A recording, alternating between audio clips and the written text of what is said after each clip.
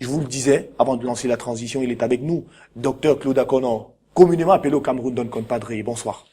Bonsoir à vous, bonsoir Épinglé. Nous allons Bonsoir, parler bonsoir, Épinglé ce bonsoir, soir. Dr. Bonsoir à toutes les femmes téléspectatrices qui nous regardent. Voilà, j'allais à vous demander si vous avez délogé à votre règle, celle de savoir dire bonsoir aux téléspectatrices. Je fais autrement que ce que veut le livre. Je suis hors de la norme.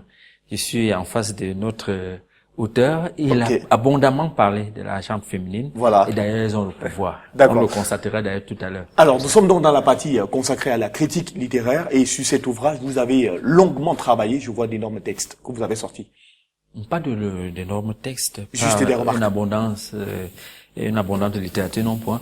On veut passer un exercice ensemble, vous et moi, monsieur l'auteur. Oui. Je passe en revue votre texte sous forme de critique. Et si d'aventure vous êtes intéressé ou interloqué par une attitude, la mienne, vous réagissez. Et si tel n'est pas le cas, ne vous en faites pas. Des préoccupations vont jalonner mon propos. Alors, deux principales articulations, la dimension du fond et la dimension de la forme.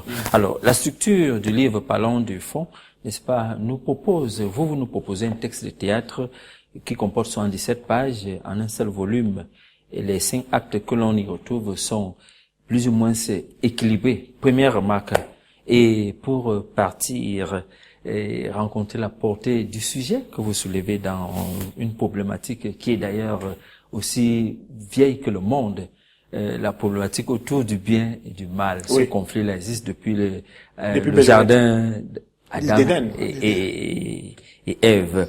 Alors, mais maintenant, ce qui fait la particularité, on peut bien le découvrir de votre œuvre dramatique, c'est que vous mettez en scène des personnages profondément idiots et naïfs. Mais on ne se comprend pas. L'héroïne autant idiote que les comparses, que les opposants, et finalement, en fin de compte, on se trouve avec un tout. Voilà un peu de l'originalité.